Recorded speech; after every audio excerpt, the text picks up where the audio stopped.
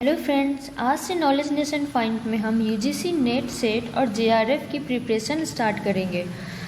तो first paper यहाँ से आज स्टार्ट करेंगे, जिसमें सबसे पहले शिक्षण एवं शोध अभियोगिता है, जिसके अंतर्गत हम शिक्षण अभिक्षमता को स्टार्ट करेंगे। तो नेट सेट जेआरएफ में आने वाले शिक्षण अभिक्षमता से जितने भी क्वेश्चंस हैं वो हम आज से प्रैक्टिस स्टार्ट करेंगे। तो चलिए इसके साथ आज का पहला क्वेश्चन देखते हैं। आज का फर्स्ट क्वेश्चन है, निम्नलिखित में से कौन सा कक्षा शिक्षण का आधारभूत प्रतिमान है? ऑप्शन है आपके पास ए अधिगम का प्रतिमान, बी निर्देशात्मक प्रतिमान, सी ए और बी दोनों, या फिर डी उपरोक्त में से कोई नहीं। तो इसका राइट आंसर हो जाएगा ऑप्शन नंबर सी, अधिगम का प्रतिमान एवं निर्देशात्मक प्रतिमान दोनों ही कक्षा शिक्षण का आधारभूत प्रतिमान है। आइए बढ़ते हैं नेक्स्ट क्वेश्चन के पास। क्वेश्चन नंबर 2, निम्नलिखित में से कौन सा शिक्षण अधिगम प्रक्रिया में स्वतंत्र चर है? निम्नलिखित में से कौन सा शिक्षण अधिगम प्रक्रिया में स्वतंत्र चर है? ऑप्शन है आपके पास ए शिक्षक, बी शिक्षार्थी, सी संस्थान, या फिर डी माता पिता। तो स्वतंत्र चर की बात करें तो यहाँ पर होगा शिक्षक। शिक्षण अधिगम प्रणाली में प्रक्रिया में शिक्षक एक स्वतंत्र चर होता है, क्योंकि उसे यह स्वतंत्रता रहती है कि वो कौन कौन सी चीज़ों का इस्तेमाल करके, बुक्स या फिर और भी लर्निंग मटेरियल का यूज करके वो स्टूडेंट को किस प्रकार से सिखा सके। आइए बढ़ते हैं नेक्स्ट क्वेश्चन की तरफ। Question number 3। क्वेश्चन नंबर 3 है, यदि कोई व्यक्ति एक शिक्षक बनना चाहता है तो उसके लिए आधारभूत आवश्यकता क्या है? ऑप्शन है ए शिक्षण में वास्तविक रुचि, बी छात्रों को नियंत्रित करने के बारे में आत्मविश्वास, सी विषयों का ज्ञान, या फिर डी अच्छी अभिव्यक्ति। तो कोई भी व्यक्ति अगर वो शिक्षक बनना चाहता है तो सबसे पहला जो इम्पोर्टेंट है वो है विषय का ज्ञान। ऑप्शन नंबर सी, उसे अपने विषय का पूर्ण रूप से ज्ञान होना चाहिए। क्वेश्चन नंबर 4, निम्नलिखित कथनों में से कौन सा सत्य नहीं है? ऑप्शन है ए शिक्षण सिर्फ एक कला है, ऑप्शन नंबर बी शिक्षकों को ऑप्शन नंबर बी है शिक्षकों को केवल प्रशिक्षित किया जा सकता है, शिक्षकों को केवल प्रशिक्षित किया जा सकता है। यह है आपका ऑप्शन नंबर बी, प्रशिक्षित किया जा सकता है। ऑप्शन नंबर सी शिक्षक सदैव पैदाइशी होते हैं, या फिर ऑप्शन नंबर डी इनमें से कोई सत्य नहीं है। तो अगर ऑप्शन की बात करें कि निम्नलिखित कथनों में से कौन सा सत्य नहीं है, तो आंसर है ऑप्शन नंबर डी, शिक्षण सिर्फ एक कला नहीं है, शिक्षकों को प्रशिक्षित किया जा सकता है, शिक्षक सदैव पैदाइशी होते हैं, ये भी गलत है, इसमें कोई सत्य नहीं है। तो इसका आंसर यही होगा कि इसमें कोई सत्य नहीं है, option number D. Next question देखते हैं। 5 नंबर, निम्नलिखित में से शिक्षक में सबसे वांछित कौशल कौन सा है? ऑप्शन है ए शिक्षक द्वारा कहीं की गई बात छात्र की समझ में आना, बी निर्धारित पाठ्यक्रम पूरा करना, सी शिक्षण के समय छात्रों को मानसिक रूप से शिथिलकृत रखना, या फिर ऑप्शन नंबर डी कक्षा की गतिविधियों के बारे में उच्च अधिकारियों को सूचित करना।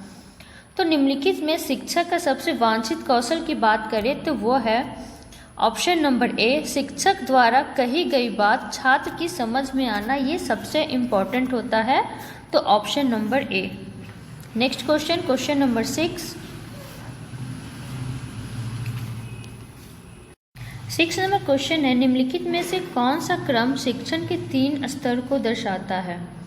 ऑप्शन है ए शिक्षण का स्मृति स्तर, बी शिक्षण का बोध स्तर, ऑप्शन नंबर सी 3 शिक्षण का चिंतनशील स्तर, या फिर 4 शिक्षण का पेडागोजिकल स्तर। तो 6 का आंसर है, ऑप्शन दिया हुआ है ए बी सी डी। ए में है शिक्षण की स्मृति स्तर, शिक्षण का बोध स्तर, शिक्षण का चिंतनशील स्तर, ये तीनों सही होगा, क्रम है, या फिर उसका क्रम है 2, 3 और 4। ऑप्शन नंबर सी में है 1, 3 और 4 और डी में है 1, 2 और 4। तो अगर शिक्षण के क्रम के तीनों स्तरों की बात करें तो इसका आंसर हो जाएगा ऑप्शन नंबर ए, जिसमें है शिक्षण की स्मृति स्तर, शिक्षण का बोध स्तर और शिक्षण का चिंतनशील स्तर। आइए नेक्स्ट क्वेश्चन देखते हैं 7 नंबर। निम्नलिखित में से शिक्षण में कौन सा मुख्य परिवर्तन आधुनिक समय में मुख्यतः देखने को मिलता है?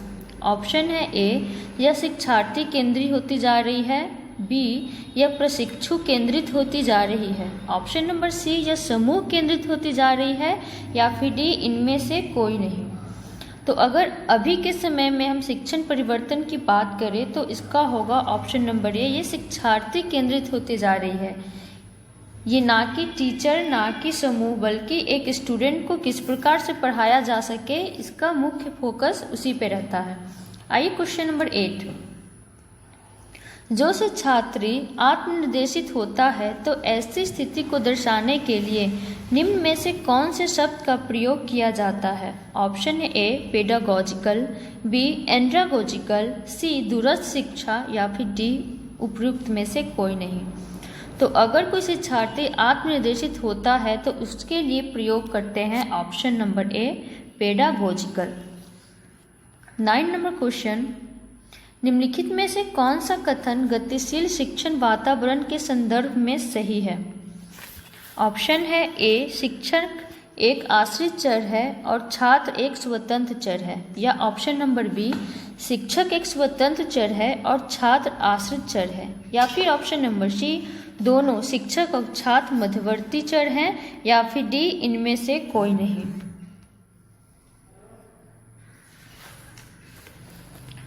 तो 9 का आंसर हो जाएगा ऑप्शन नंबर बी, शिक्षक एक स्वतंत्र चर है और छात्र आश्रित चर है। ऑप्शन नंबर बी इसका सही होगा। Question number 10।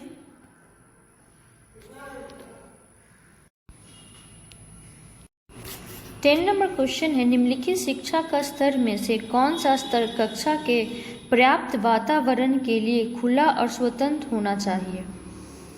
ऑप्शन है ए, स्मृति स्तर, बी, बोध स्तर, सी, चिंतनशील स्तर, या फिर डी, उपरोक्त सही। इसका राइट आंसर हो जाएगा ऑप्शन नंबर सी, चिंतनशील स्तर।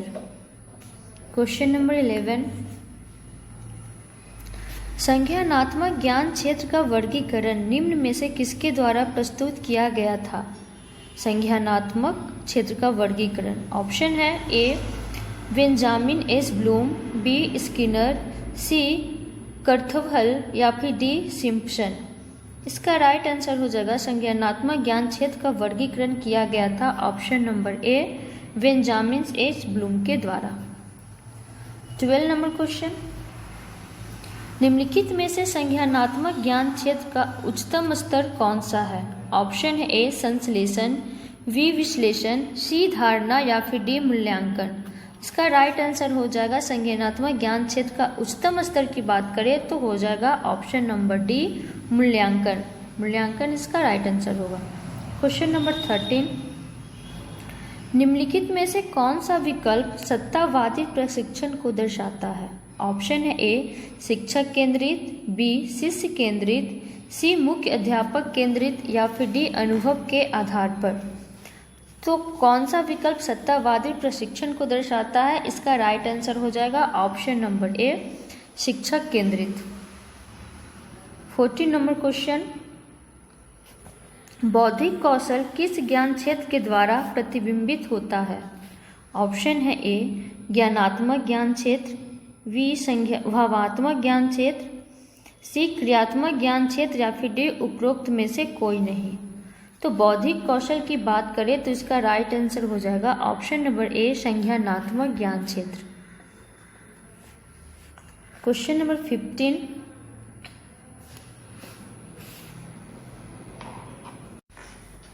निम्नलिखित में से कौन सा शब्द पहले से सीखी गई सामग्री का उपयोग करने को प्रतिबिंबित करता है? ऑप्शन है ए, धारणा, बी, अनुप्रयोग, सी, ज्ञान, या फिर डी, विश्लेषण।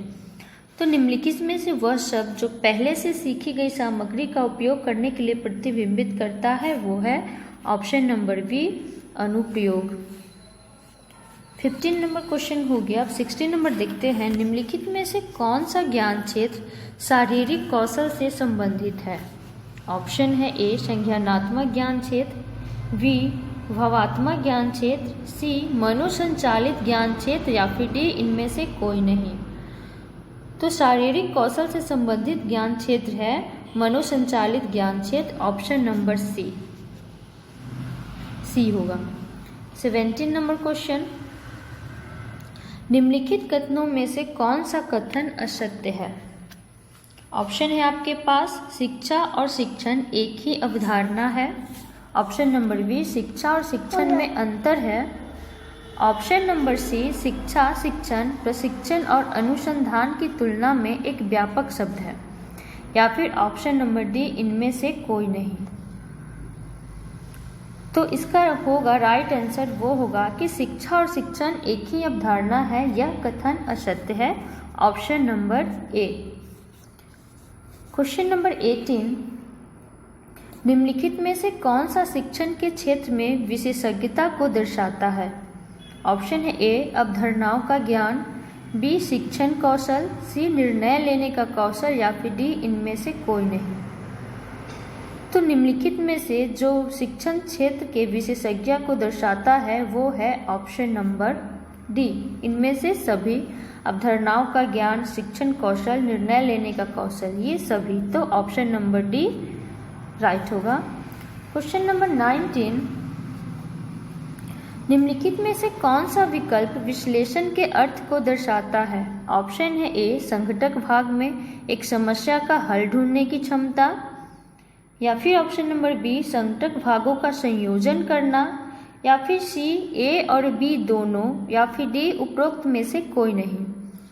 तो निम्नलिखित में से वह विकल्प जो विश्लेषण को अर्थ को दर्शाता है वो है ऑप्शन नंबर ए, संघटक भाग में एक समस्या का हल ढूंढने की क्षमता। 20 नंबर क्वेश्चन देखते हैं। निम्नलिखित में से कौन सा शब्द कक्षा शिक्षण में विषय वस्तु को सरल ढंग से प्रस्तुत करने के लिए नियमों के लिए प्रयुक्त किया जाता है? क्वेश्चन है, निम्नलिखित में से कौन सा शब्द कक्षा शिक्षण में विषय वस्तु को सरल ढंग से प्रस्तुत करने के लिए नियमों के लिए प्रयुक्त किया जाता है? ऑप्शन है ए, शिक्षण विधि, बी, शिक्षण सिद्धांत, सी, शिक्षण तकनीक या फिर डी, शिक्षण रणनीति। इसका राइट आंसर हो जाएगा ऑप्शन नंबर बी, शिक्षण सिद्धांत। नेक्स्ट क्वेश्चन देखते हैं। Question number 21। शिक्षक द्वारा शिक्षण को अधिक प्रभावी बनाने के लिए कम विद्यार्थियों वाले कक्षा में निम्नलिखित में से कौन सा विकल्प प्रयोग में लाना चाहिए? ऑप्शन है ए, अधिगम संबंधित समस्याओं की पहचान करना, बी, छात्रों पर व्यक्तिगत ध्यान देना, सी, अनुदेशन को छात्रों के बीच के विभिन्न समस्याओं की पहचान करना, ऑप्शन नंबर सी, अनुदेशन को छात्रों के बीच के विभिन्नताओं को ध्यान में रखकर बनाना, ऑप्शन नंबर डी, उपरोक्त सभी। इसका राइट आंसर हो जाएगा कि शिक्षक द्वारा शिक्षण को अधिक प्रभावी बनाने के लिए कम विद्यार्थी वाले कक्षा में क्या करना चाहिए? तो उपरोक्त में से सभी, ऑप्शन नंबर डी राइट होगा। सभी, अधिगम संबंधी समस्याओं की पहचान करना, छात्रों पर व्यक्तिगत ध्यान देना, अनुदेशन को छात्रों के बीच विभिन्नताओं का ध्यान में रखकर बनाना, ये सभी सही होगा। तो इसका राइट आंसर हो जाएगा option number D. Question number 22। निम्नलिखित में से शिक्षण समव्यास के प्रारंभ में सबसे महत्वपूर्ण एकल कारक कौन सा है? ऑप्शन है ए, शिक्षक की सराहनीय अकादमिक पृष्ठभूमि, ऑप्शन नंबर बी, संचार कौशल, ऑप्शन नंबर सी, शिक्षक का अपना व्यक्तित्व और क्षमता को कक्षा और छात्रों से संबंधित करना, या फिर ऑप्शन नंबर डी, आयोजन क्षमता। तो निम्नलिखित में से शिक्षण स्वयं व्यास के प्रारंभ में सबसे महत्वपूर्ण एकल कारक की बात करें तो होगा ऑप्शन नंबर सी, शिक्षक का अपना व्यक्तित्व और क्षमता को कक्षा और छात्रों से संबंधित करना। Option number C. Next question, question number 23। निम्नलिखित में से कौन सा कथन प्रभावी शिक्षण के संदर्भ में सही है? ऑप्शन है ए, कक्षा में अनुशासन बनाए रखना। ऑप्शन नंबर बी, शिक्षकों की निष्पक्षता। ऑप्शन नंबर सी,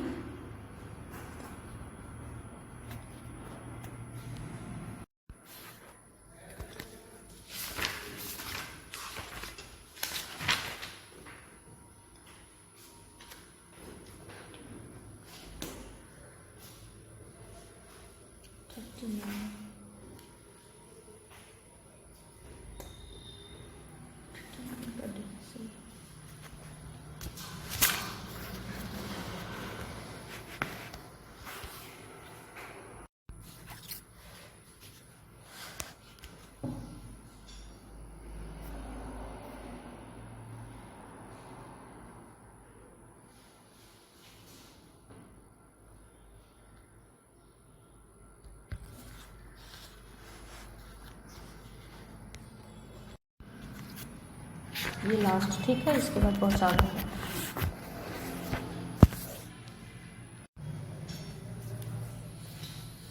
हमें को पहुंचाना होगा।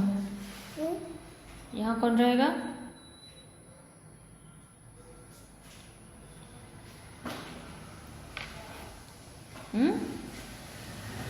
यहाँ कौन रहेगा मिस रिद्धि?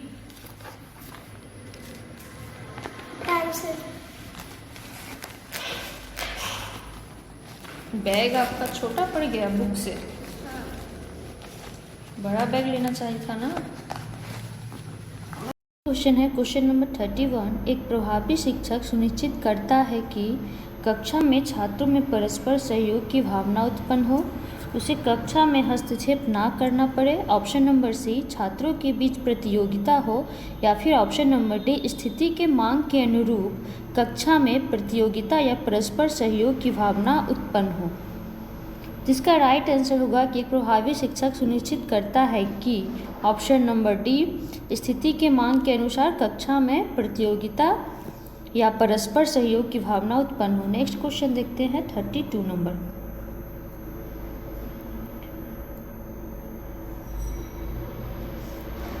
एक नए शिक्षक के लिए सबसे कठिन कार्य अपनी प्राथमिकताएं स्थापित करना होता है। प्रायः वो निम्नलिखित में से किससे अपनी कक्षा का आरंभ करना चाहेगा? नए शिक्षक की बात हो रही है। ऑप्शन है ए नंबर, कक्षा में अनुशासन लागू करके। ऑप्शन नंबर बी, छात्रों के साथ तालमेल स्थापित करके। ऑप्शन नंबर सी, छात्रों के साथ मजाक करके। या फिर ऑप्शन नंबर डी, अपनी योग्यता और व्यक्तित्व के बारे में छात्रों को अवगत करवाकर। तो अगर कोई नया टीचर आता है तो सबसे पहले उसे यह सुनिश्चित करना होगा, ऑप्शन नंबर बी, छात्रों के साथ तालमेल स्थापित करना होगा। तो ऑप्शन नंबर बी यहाँ पर सही होगा। क्वेश्चन नंबर 33 की ओर बढ़ते हैं। निम्नलिखित में से शिक्षक के गुणवत्ता का आकलन करने के लिए सबसे उपयुक्त विधि कौन सी है? ऑप्शन है ए, वार्षिक परीक्षा परिणाम। बी, छात्रों की उपस्थिति। ऑप्शन नंबर सी, कक्षा में छात्रों की पारस्परिक विचार विमर्श की गुणवत्ता की जांच। या फिर ऑप्शन नंबर डी, कक्षा में छात्रों की चुप्पी। तो अगर निम्नलिखित में से शिक्षक की गुणवत्ता का आकलन करने का सबसे उपयुक्त विधि की बात करें तो होगा ऑप्शन नंबर सी, कक्षा में छात्रों की परस्पर विचार विमर्श की गुणवत्ता की जांच। क्वेश्चन नंबर 34 की ओर बढ़ते हैं। निम्नलिखित में से उच्च शिक्षा में शिक्षा के कौन सा मुख्य भूमिका नहीं होना चाहिए? ऑप्शन है आपके पास ए, छात्रों को जानकारी प्रदान करना। ऑप्शन नंबर बी, छात्रों में स्वयं सीखने की प्रवृत्ति को बढ़ावा देना। या फिर ऑप्शन नंबर सी, छात्रों के बीच स्वस्थ प्रतिस्पर्धा को प्रोत्साहित करना। या फिर डी नंबर, छात्रों को अपनी निजी समस्याएं हल करने में सहायता करना। तो यहाँ पे उच्च शिक्षा की बात हो रही है तो इसका राइट आंसर हो जाएगा ऑप्शन नंबर डी।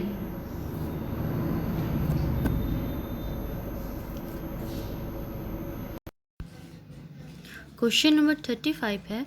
निम्नलिखित में से कौन सा कथन प्रभावी शिक्षण को इंगित नहीं करता है? ऑप्शन है ए शिक्षक उत्साह के साथ सिखाता है, एक शिक्षक अपने छात्रों में त्रुटि ढूंढता है। ऑप्शन नंबर सी एक शिक्षक कक्षा नियंत्रण की वनस्पत शिक्षण पर अधिक बल देता है, या फिर ऑप्शन नंबर डी एक शिक्षक कोर्स पूरा करने के बजाय विषय को समझाने में रुचि रखता है। तो इसका राइट आंसर हो जाएगा ऑप्शन नंबर बी, एक शिक्षक अपने छात्रों में त्रुटि ढूंढता है। ये इसका राइट आंसर होगा। नेक्स्ट क्वेश्चन देखते हैं 36 नंबर।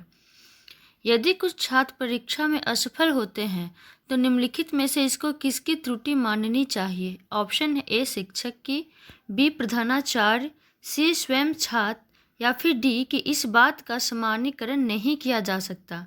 यदि कुछ छात्र एक ही परीक्षा में असफल होते हैं तो इसका राइट आंसर हो जाएगा option number D.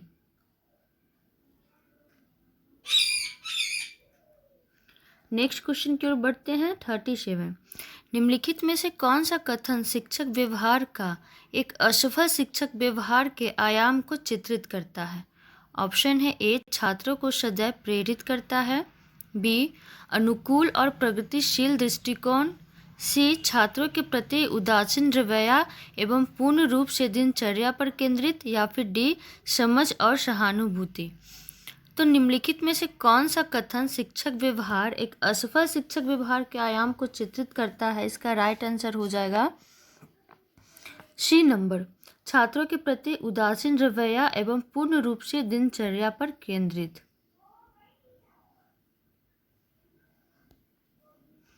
Question number 38। निम्नलिखित में से एक नए शिक्षक के लिए कौन सा वांछनीय उत्तरदायित्व है?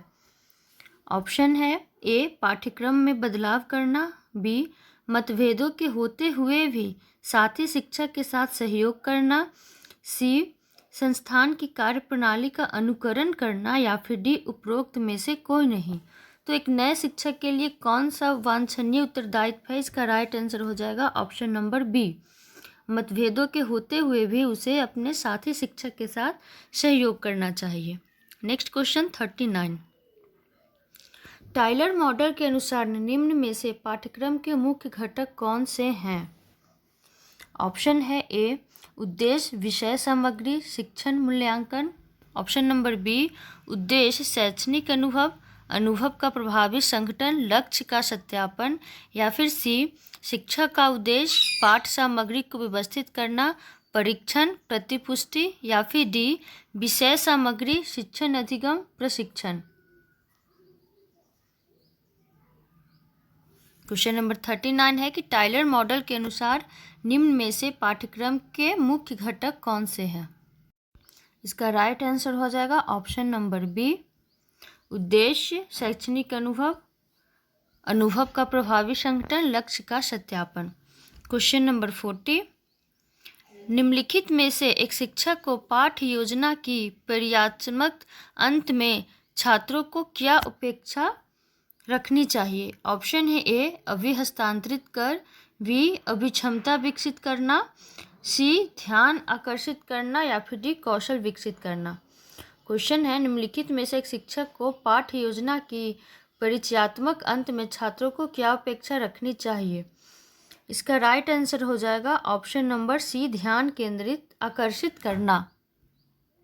सी नंबर राइट आंसर होगा। Question number 41। निम्नलिखित में से कौन सा शिक्षण अधिगम का स्तर नहीं है? ए विवेधन स्तर, बी स्मृति स्तर, सी चिंतनशील स्तर, या फिर डी बोध स्तर। इसका राइट आंसर हो जाएगा शिक्षण अधिगम का स्तर नहीं है, ऑप्शन नंबर ए विवेधन स्तर। Question number 42। शिक्षण उद्देश्यों के आधार पर किए गए ब्लूम वर्गीकरण में विभिन्न ज्ञान क्षेत्र हैं। निम्नलिखित में से कौन सा संज्ञानात्मक ज्ञान क्षेत्र के विषय क्षेत्र में आता है? ब्लूम के वर्गीकरण की बात कर रहे हैं। ऑप्शन है ए विचार, बी भावनाएं, सी कौशल, या फिर डी उपरोक्त सभी। तो निम्नलिखित में से कौन सा संज्ञानात्मक ज्ञान क्षेत्र के विषय में आता है? इसका राइट आंसर हो जाएगा ए विचार। Next 43 number. निम्नलिखित में से किस महापुरुष द्वारा एकीकृत शिक्षा की अवधारणा को प्रतिपादित किया गया है? ऑप्शन है ए श्री अरविंदो, बी महात्मा गांधी, सी स्वामी दयानंद या फिर डी स्वामी विवेकानंद। इसका राइट आंसर हो जाएगा option number A Shri Aurobindo. Question number 44 की ओर बढ़ते हैं। निम्नलिखित कथनों में से कौन सा कथन सत्य है? ऑप्शन है ए पाठ्यक्रम पाठचर्या का एक संलग्न है, बी पाठचर्या सभी शिक्षण संस्थानों में एक ही है, ऑप्शन नंबर सी हमें औपचारिक और अनौपचारिक शिक्षा दोनों शामिल है, या फिर डी पाठचर्या में मूल्यांकन विधियां सम्मिलित होती है।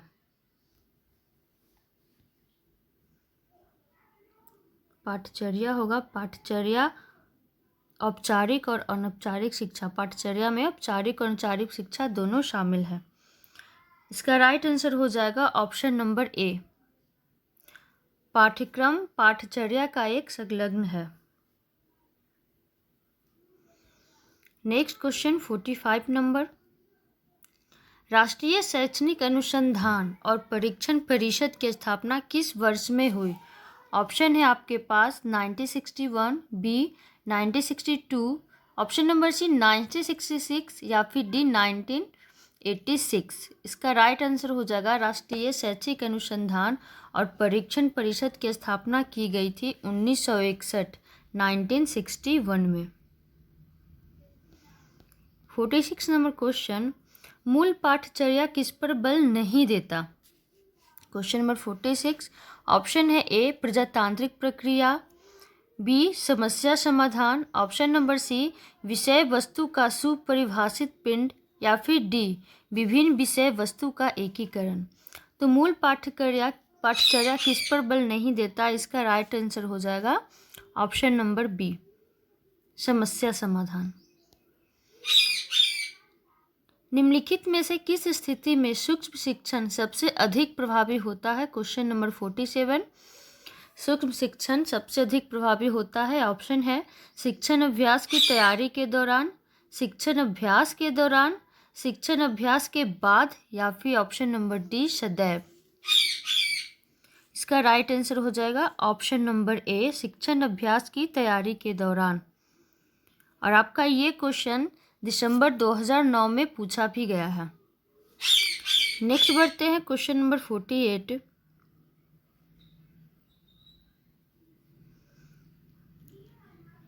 यहाँ हो जाएगा निम्नलिखित में से किस विश्वविद्यालय ने 1961 सूक्ष्म शिक्षण की अवधारणा को प्रतिपादित किया था? ऑप्शन है आपके पास ए स्टैनफोर्ड विश्वविद्यालय, बी ऑक्सफोर्ड विश्वविद्यालय, सी दिल्ली विश्वविद्यालय, या फिर option number D Jawaharlal Nehru विश्वविद्यालय। इसका राइट आंसर हो जाएगा स्टैनफोर्ड विश्वविद्यालय, ऑप्शन नंबर ए। स्टैनफोर्ड विश्वविद्यालय ने 1961 सूक्ष्म शिक्षण की अवधारणा को प्रतिपादित किया था। Question number 49। जॉन डेवी ने शिक्षा के क्षेत्र में किस बात पर अधिक बल दिया था? ऑप्शन है ए क्रियामूलक ज्ञान, बी सत्तावादी शिक्षण विधियों पर, सी दोहराव शिक्षण पर, या फिर डी उपरोक्त में से कोई नहीं। तो जॉन डेवी ने शिक्षा क्षेत्र में किस बात पर अधिक बल दिया था? तो क्रियात्मक ज्ञान पर, क्रियामूलक ज्ञान पर, ऑप्शन नंबर ए। और आज का हमारा लास्ट क्वेश्चन, क्वेश्चन नंबर 50।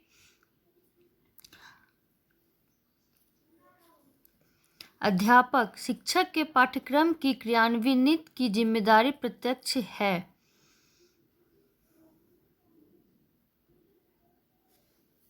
अध्यापक शिक्षक के पाठ्यक्रम की क्रियान्वित की जिम्मेदारी प्रत्यक्ष है किस पर? ऑप्शन है ए NCERT की, बी UGC की, सी NCTE की, या फिर डी अध्यापक शिक्षक के संस्थानों के।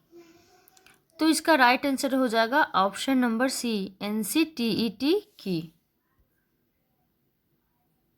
तो आज का वीडियो यहीं पे ख़त्म होता है। नेक्स्ट वीडियो में हम और 50 क्वेश्चन लाएंगे पेपर फर्स्ट से, जो कि आपका शिक्षण एवं शोध अभियोगिता का है।